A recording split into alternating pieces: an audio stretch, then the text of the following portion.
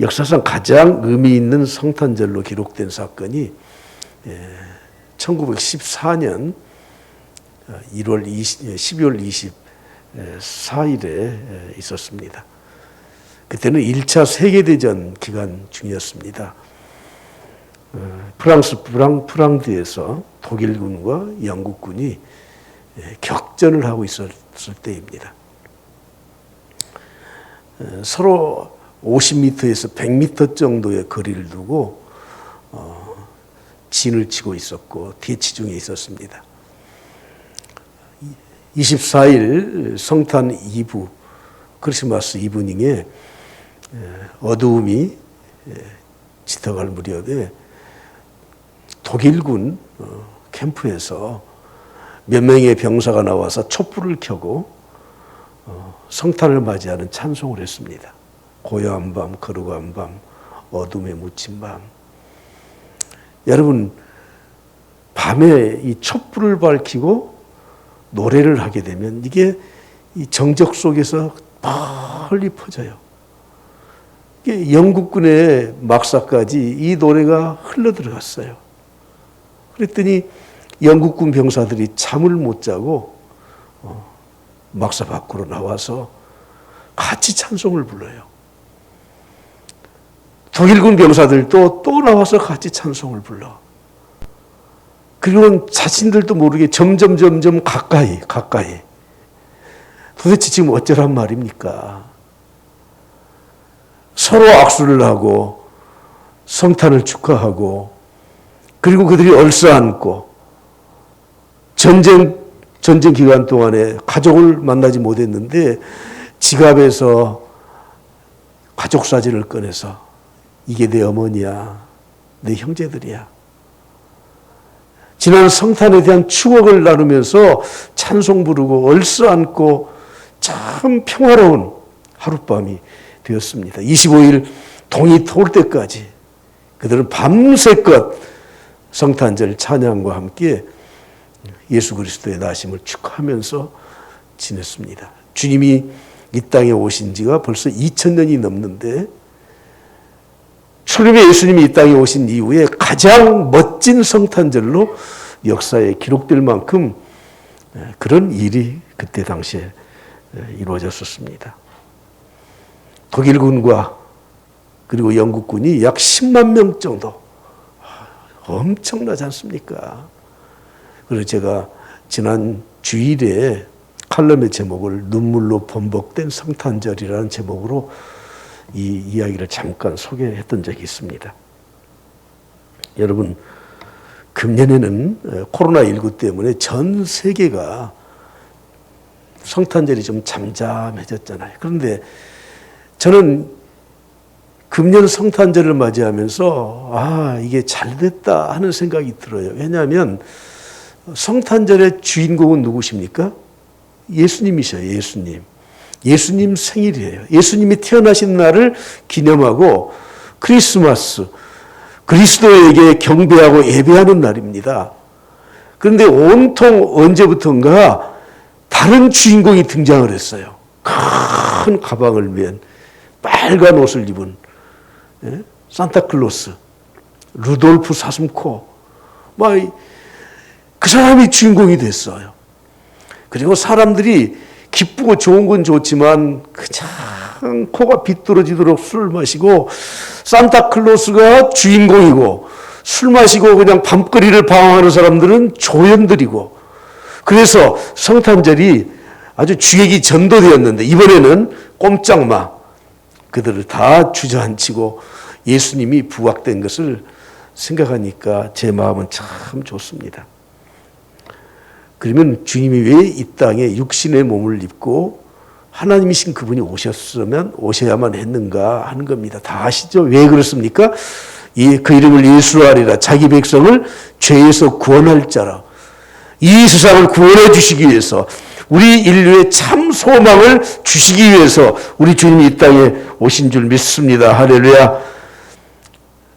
주님은 하나님이셔요. 근데 인간의 몸을 입으셨어요. 그럼에도 불구하고 사람의 몸을 입었지만 완전한 하나님으로 동정녀의 몸에서 잉태하시고 출산하신 분이십니다. 우리가 성탄절이 되면 자주 부르는 찬송이 109장 찬송이거든요. 고요한 밤 거룩한 밤. 근데 이 고요한 밤 거룩한 밤에 두 번째 단락에 영어 가사가 이렇게 되어 있어요. Round on virgin mother and child. 그렇게 되어 있어요. 우리 가사는 주의 부모 앉아서이지만 여기에 보니까 virgin mother. virgin mother이 누구예요? 어머니는 어머니인데 처녀다? 말이 돼요? 동정녀 어머니에게, 동정녀 마리아에게. 그러니까 동정녀 어머니와 그리고 차일드, 그 아들이 같이 둘러 앉아 있었다, 그런 뜻이죠. 여러분, 세상 사람들이 이런 말을 하면 물론 세상 사람들도 알 만큼 알죠.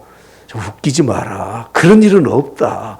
그렇죠. 우리 인간에게 그런 일은 있을 수가 없습니다.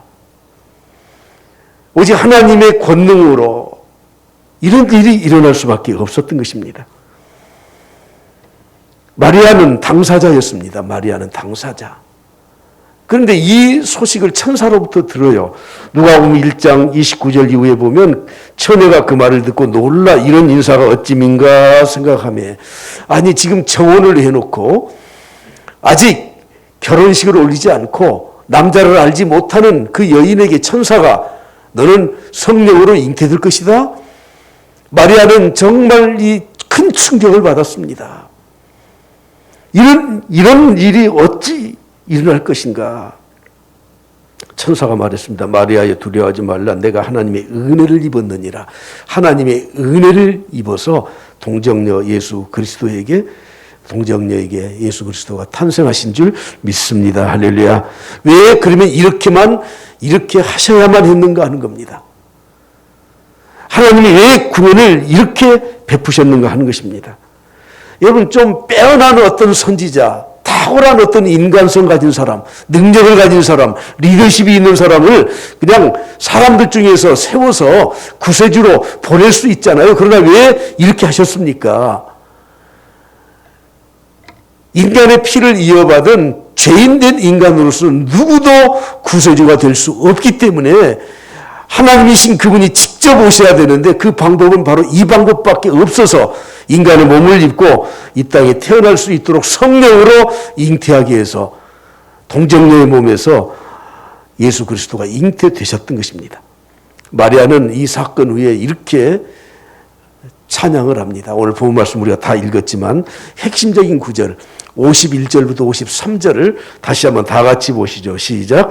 그의 팔로 힘을 보이사 마음의 생각이 교만한 자들을 흩으셨고 권세 있는 자를 그 위에 내리치셨으며 비천한 자를 높이셨고 줄이는 자를 좋은 것으로 배부리셨으며 부자는 빈손으로 보내셨도다. 할렐루야. 아멘. 여러분, 마리아의 이 찬양은 인간의 근본적인 문제를 거론한 거예요.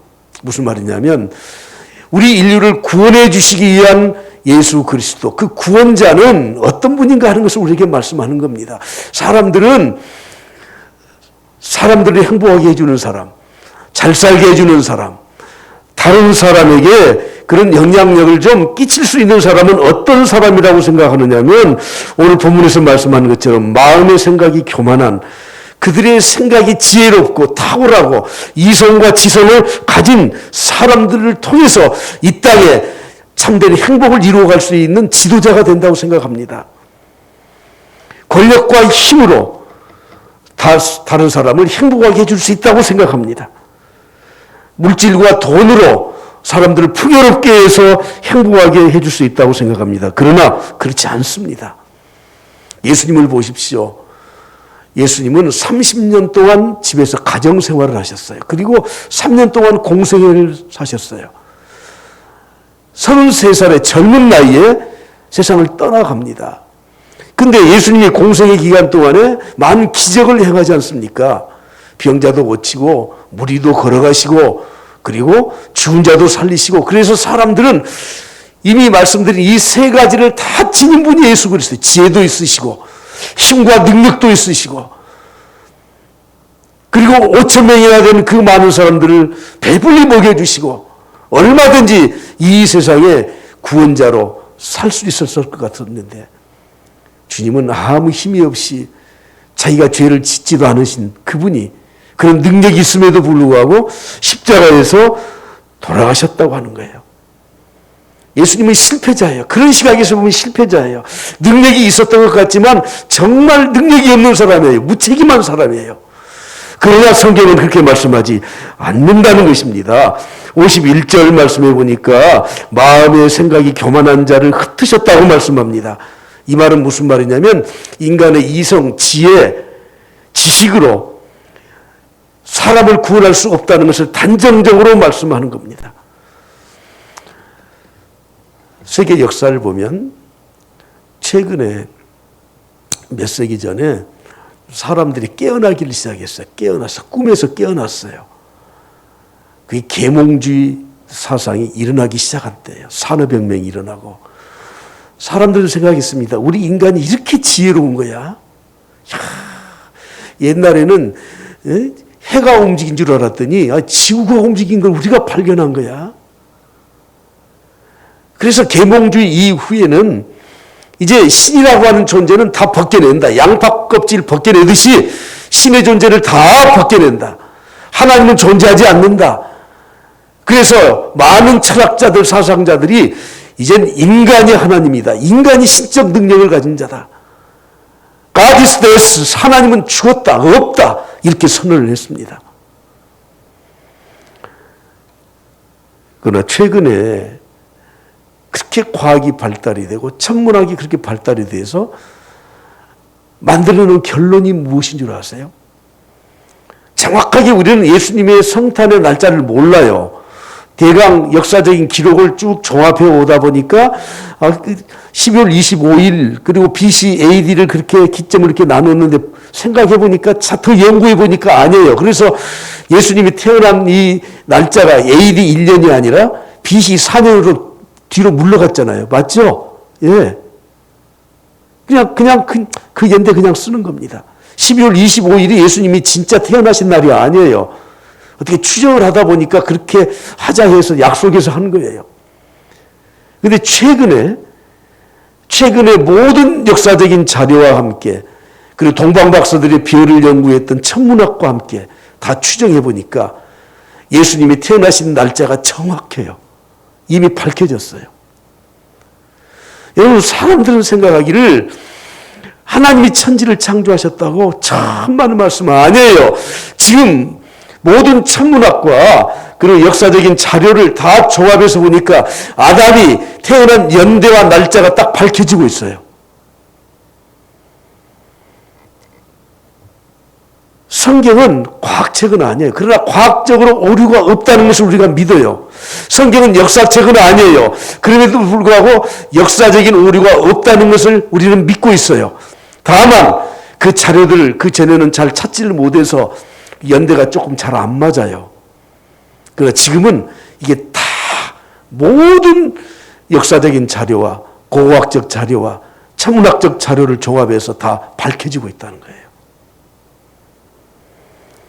인간의 지식, 인간의 이성으로 이제는 하나님을 다 벗게 될 것이다? 여러분, 그래서 우리 인류가 어떻게 되고 있습니까? 이런 이야기가 있죠. 교도소에 잡혀온 그 죄수들을 보니까 어떤 교도관이 쭉 보니까 글을 모르는 문맹인들이 많아요. 그래서 이 사람들이 배우지 못해서 그랬다. 그리고는 그 죄수들에게 열심히 글을 가르쳤어요. 그러니까 나중에는 이제 글도 깨우치고 책도 읽게 되고 그래서 마음이 너무 흐뭇했어요. 그리고는 죄수들에게 말, 너희들이 이제 복역을 마치고 나가면 절대 이런 지혜를 갖고 글도 알고 그래서 좋은 책 읽고 죄를 짓지 말라 그랬습니다. 한 사람이 수용기간이 끝나서 나갔어요. 얼마 있다가 다시 들어왔어요. 교도관이 깜짝 놀랐어요. 네 죄목이 뭐냐? 전에는 절도죄 뭐 이런 죄인데 이제는 무슨 죄인 줄 아세요? 문서 위조죄예요. 문서 위조죄. 여러분, 사람이 많이 배우면, 똑똑하면, 지혜가 있으면, 세상적인 지혜가 있으면 행복하게 살고 인류를 구원할 수 있다고 생각하는 것은, 이것은 정말 잘못된 착각입니다. 오늘 본문 말씀 52절 말씀에 보면 이렇게 말씀하잖아요. 권세 있는 자를 그 위에서 내리치셨어요. 권세 있는 자를 내리치셨어. 여러분, 우리 인간을 권세로, 능력으로 구원을 못하는 거예요. 인간의 많은 욕구 가운데 생존의 최고의 욕구는 권력욕입니다. 권력욕. 사람들은 자기의 힘을 과시하고 그것으로 사람들을 짓누르고 그것으로 사람들을 얼마든지 움직이고 그래서 좋은 역사를 써내려가고 행복하게 만들 수 있다고 생각하지만 그렇지 않습니다. 우리 주위에서 일어나는 모든 갈등은 이 권력욕에서 나오는 겁니다. 집안에서부터 그러더라고요. 부모들은 자녀들에게 너 꼼짝 마. 아버지가 말하는 대로 들어야 돼. 부관에도 그래요. 젊었을 때 친구들이 그런 말을 해주더라고. 장가 가면 초장에 잡아야 된다. 신혼 때 잡아야 된다. 아니, 좋아서 사랑해서 결혼을 했는데, 아니, 초장에 신부를 잡고 신랑을 잡아요? 집에 며느리가 들어오면 시어머니와 며느리가 갈등을 겪어요. 전부 다 이게 권력욕이에요, 권력욕. 교회에서까지 그래. 여러분, 가정에서 정말 사랑으로 하나 되어야 될 가정에서도 그러면 안 돼. 교회에서 그러면 되겠습니까? 아니, 어떻게 평신도가 목사에게 되들어? 여러분, 무슨 목사가 뭐 권력 부리는 사람입니까? 모든 세상이 그래요. 법무부 장관과 검찰총장이 서로 권력을 갖고 이래.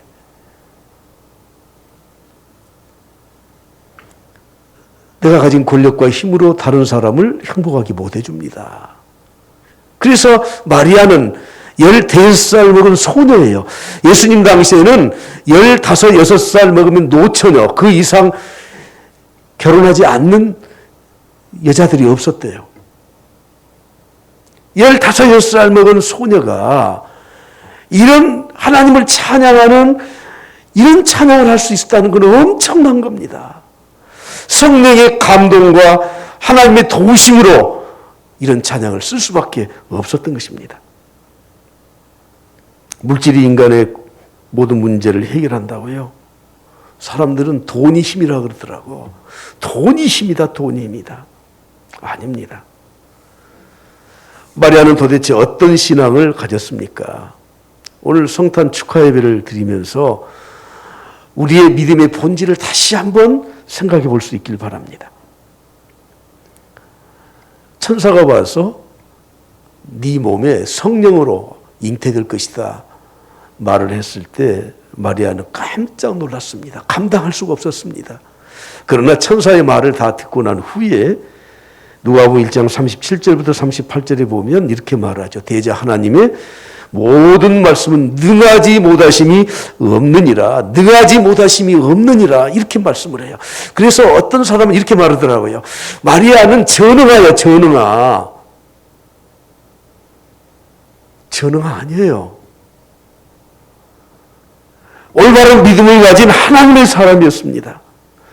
마리아가 이르되 주의 여종이오니 말씀대로 내게 이루어지이다 하며 천사가 떠나갔다고 말씀을 하고 있습니다. 여러분, 성경의 이 역사적인 사건에서 쓰임받는 인물들을 보시면 모두가 다 하나님의 말씀을 믿고 의지하고 순종한 사람들이었다는 것입니다. 아브라함을 보십시오.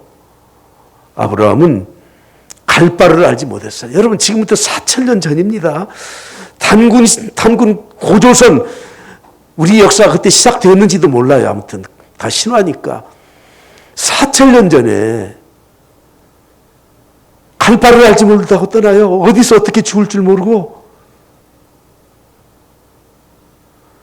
베드로를 보십시오. 주님이 베드로에 대해서 말씀하셔요. 이제는 너는 고기를 낚는 어부가 아니다. 사람을 낚는 어부가 되라. 나를 따르라. 그랬더니 베드로가 두 말 하질 않아요. 베드로는 배를 여러 척 가지고 있는 부자 어부예요. 부자 어부. 그 모든 사업을 다 버려뒀어요. 그거 그냥 그 자리에서 버려뒀어요. 그리고는 예수님을 따랐던 사람입니다. 하나님의 일을 감당하는 모든 사람들은 오직 하나님의 전능하신 그 능력을 믿고 순종하는 사람이었다고 하는 거예요. 그런데 두 번째는 요즘처럼 코로나 때문에 다 힘들어하지 않습니까? 마리아가 받았던 충격은 지금 우리가 코로나19 때문에 당하는 충격보다 컸을까요? 적었을까요? 적었어요? 크죠. 아니, 자기는 지금 정혼한 신랑감이 있는데, 여러분, 그때 당시는 정혼했다고, 약혼했다고 하는 건 결혼하거나 똑같아요. 다만, 아직 부부 생활만 하지 않는 거예요. 그때는 외간 남자와 아이를 가졌다고 하면 돌로 쳐 죽여야 돼요. 마리아가 이런 소식을 들었을 때 얼마나 충격적이었어요. 너무나 힘들었겠습니까? 하나님의 말씀을 의지해서 순종했다고 하지만 그 안에 있는 갈등과 아픔은 정말 이루 말할 수 없었을 겁니다. 근데 보십시오. 오늘 본문에서 여호와 하나님께 기도하고 찬양한다고 하는 거예요. 여러분, 오늘 코로나19 우리의 또 어려운 환경들 이거 아니라도 뭐 여러분들이 개인적인 일들, 사업들, 어려운 일들, 힘든 일들 많이 있겠지만 이 말씀을 통해서 꼭 한 가지 깨달아야 될 게 무엇이냐면 이것입니다. 지난번에도 제가 설교 제목에도 말씀드렸지만 기도로 승화시켜야 돼.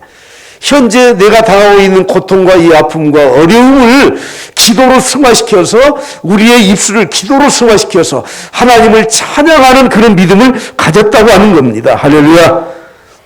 우리는 어려움을 당하게 되면 항상 이렇게 기도하죠. 피할 길을 주시옵소서. 여러분, 그 기도는 마땅히 우리의 본능적인 인간의 기도가 될 수 있지만 그러나 우리가 믿음을 가진 사람들은 현재 내가 겪고 있는 아픔과 고통을 통해서 그것이 기도로 찬양으로 승화되어야 된다는 겁니다. 할렐루야. 어쩌면 어떤 사람들이 이야기하는 것처럼 마리아가 전능하였다. 지능이 부족했다. 그렇게 말하기도 어떤 사람이 이렇게 말을 해요. 아니, 하나님은 그렇게 못돼서 저 순진한 처녀를 꼬셔서 아니, 자기 일을 이루겠다고 그 동정녀 그 소녀에게 이런 고통을 주면서 세상에 그 소녀를 이용해 먹는다 그러더라고. 여러분, 하나님 우리를 이용해 먹는 겁니까? 하나님이 나를 불러주시고 나를 사용해서 하나님의 역사를 이루는 것이 얼마나 고맙고 감사하고 영광스러운 일입니까? 오늘 우리에게 있는 이 어려운 환경과 힘든 이 상황을 통해서 우리는 잘 생각하셔야 돼요. 이것이 나의 기도와 찬양으로 승화될 수 있도록 내가 하나님의 이 사역에 동참할 수 있는 것이 얼마나 아름다운 것인지. 마리아는 오늘 세 번째 읽었던 56절 말씀, 마리아가 석 달쯤 함께 있다가 집으로 돌아가니라. 여러분, 마리아와 엘리사벳은 친족이라 그래, 친족. 그래서 성경학자들이 연구하기를 그러니까 사촌 정도로 이야기하더라고요. 친족이에요. 엘리사벳의 소식을 들었어요. 제사장의 아내였어요. 나이가 40, 50 넘어도 아이를 갖지를 못해요. 그런데 사가랴 선지자가 아이를 가질 것에 대해서 자기 제사드리는 순번이 되어서 성소에 들어갔다가 그 소식을 듣고 벙어리가 되잖아요. 그래서 아이를 가졌다는 소식을 마리아가 이미 듣고 있었는데 천사가 와서 수태고지를 하면서도 말을 또 다시 하죠. 네 친족 엘리사벳도 임신하지 않았느냐. 물론 임신하는 게 다르죠. 마리아가 임신했던 것과 엘리사벳이 임신했던 것 달라요. 그래서 5, 6개월 된 이 엘리사벳을 찾아가요. 그리고 자기는 성령께서 이렇게 잉태하게 했다고 하는 걸 알려주죠. 자, 그런 과정에서 있었던 일이에요. 여러분, 엘리사벳을 찾아갔으면, 엘리사벳은 지금 5, 6개월 지난 세례 요한을 뱃속에 담고 있습니다. 예수님은 인제 잉태됐습니다. 3개월 동안 같이 있어요. 여러분, 왜 같이 있었겠습니까? 마리아는 아직 소녀예요. 어려요.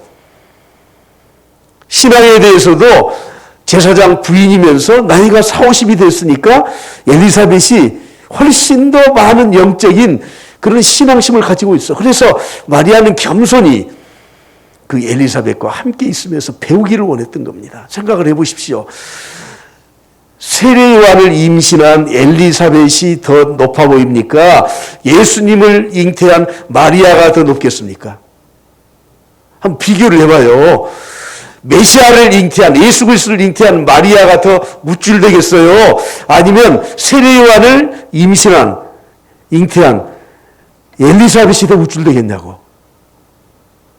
여러분 실제 해보셔야 되겠는데, 그럼에도 불구하고 마리아는 엘리사벳에게 배우기 위해서 영적인 것도 배우고 신앙적인 것, 그리고 아직 준비도 안 된 상태에서 임신해 있던 그걸 겸손히 배우기 위해서, 영적인 교제를 나누기 위해서, 그래서 예수님이 복중에서 세례 요한과 서로 뛰놀면서 서로 대화를 했다고 성경 기록하고 있습니다.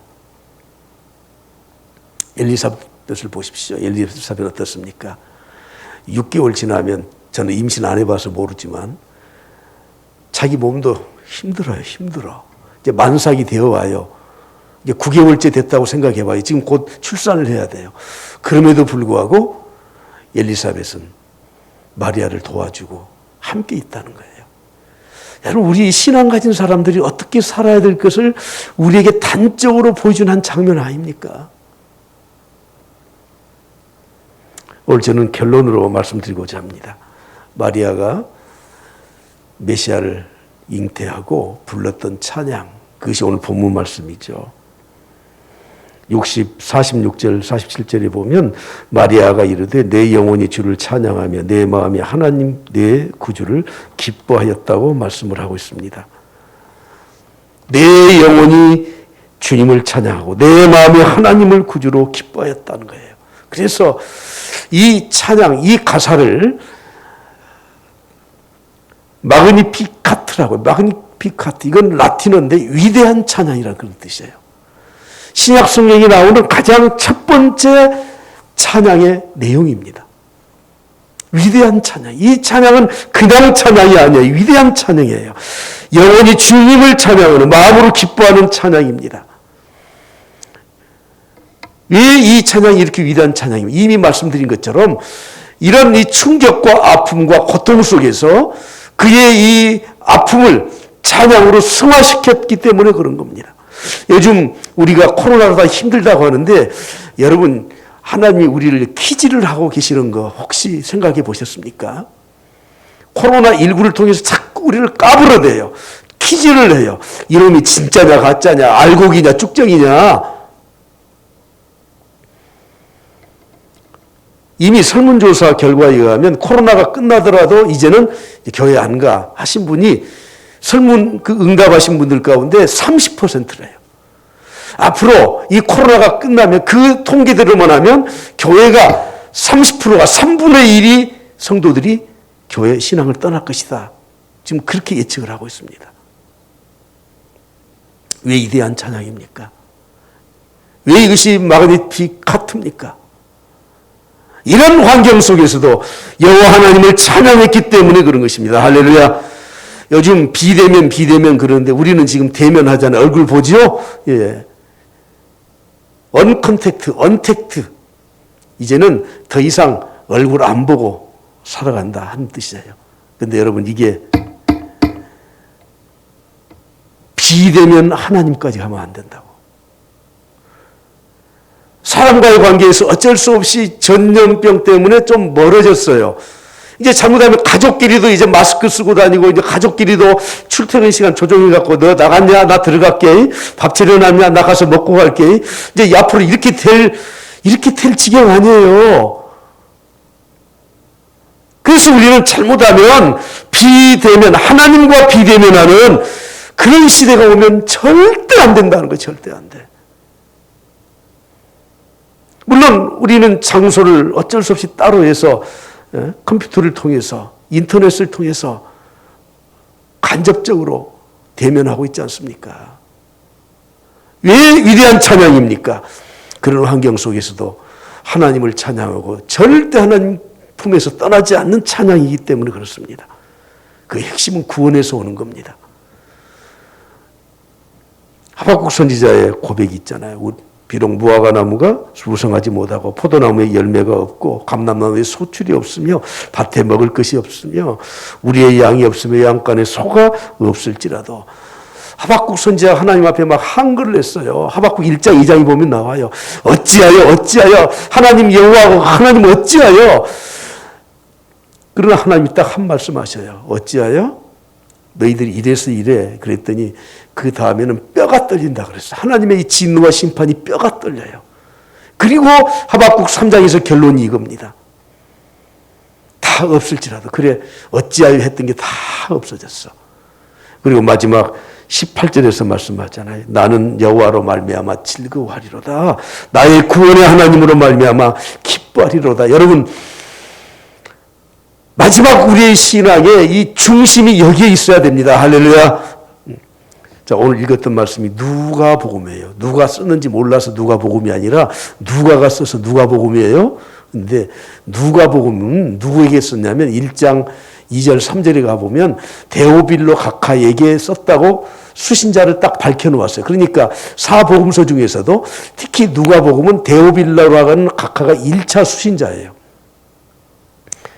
그 명칭에서 알듯이 각하라는 말을 쓰는 걸 보니까 아마 로마의 지배하에서 굉장히 지위가 높은 사람, 부를 많이 가지고 있는 사람이에요. 그러면 여러분, 지위가 높고 부자인 사람은 우리가 유유상종이란 말이 있듯이 그 사람이 좋아하는 것으로 자꾸 소개를 해야 관심을 갖지 않습니까? 맞죠? 예, 맞아요. 그런데 누가복음은 유달리 누가복음에서 주장하는 이 내용의 핵심적인 중요한 게 뭐냐면 가난이에요. 가난. 누가복음 1장 53절에 줄인 자를 좋은 곳으로 배불리셨으며, 이미 말씀드렸다. 줄인 자. 누가복음 4장 18절에 보면 주의 성령이 너에게 임하셨으니 이는 가난한 자에게 복음을. 지금 데오빌로는 부자, 지위가 높은 사람, 많이 가진 사람. 그런데 왜 가난한 자를 자꾸 강조합니까? 8가지 복의 첫 번째가 심령이 가난한 자예요. 마태복음 5장 3절에 심령이 가난해. 그러나 누가복음에서는 6장 20절에 그냥 가난한 자예요. 왜 이렇게 말씀하셨는가? 누가복음에서 왜 이렇게 말씀하는가 하는 것을 우리가 잘 알아야 됩니다. 예수님 당시를 비롯해서 지금 초대교회 사도들이 복음을 전했을 때에는 진짜 예수님을 제대로 믿는 사람, 신앙생활을 제대로 하는 사람들은 다 로마 황제 밑에서 다 도망자로 살아야 되니까 부자로 살 수 있어요? 가난하게 살 수밖에 없어요? 가난하게 살 수밖에 없어요. 그러니까 주님이 말씀한 것처럼 복음을 위하여, 나를 위하여 점토, 부모, 자매, 형제, 점토를 벌인 자는 가난하게 살 수밖에, 구조적으로 가난하게 살 수밖에 없어요. 오늘 성탄절의 메시지의 핵심이 이것으로 결론을 지으려고 합니다. 여러분, 오늘 우리가 세상 살면서 힘들고 어려울 때 우리는 하나님의 특별한 능력을 구하잖아요. 맞습니다. 구해야 됩니다. 그리고 지금은 이런 핍박과 환난 때문에 가난해지지도 않아요. 그러나 우리 스스로 믿음을 위해서, 주임을 위해서, 옳은 것을 위해서 가난해질 수 있는 사람이 정말 믿음을 가진 사람이고 복된 사람이라는 것을 꼭 기억할 수 있길 바랍니다. 할렐루야. 할렐루야. 아멘. 크게 하시면 제가 빨리 마치고 찬송 부를게요. 할렐루야. 예. 우리도 마리아와 같은 순수한 믿음, 절대 순종하는 믿음. 세상에 구원자로 오실 분은 세상의 지혜와 권세와 부로 세상을 구원하는 것이 아니라는 겁니다. 이런 예수 그리스도의 은혜가 우리 모두에게 넘치길 그리스도로 간절히 축복합니다.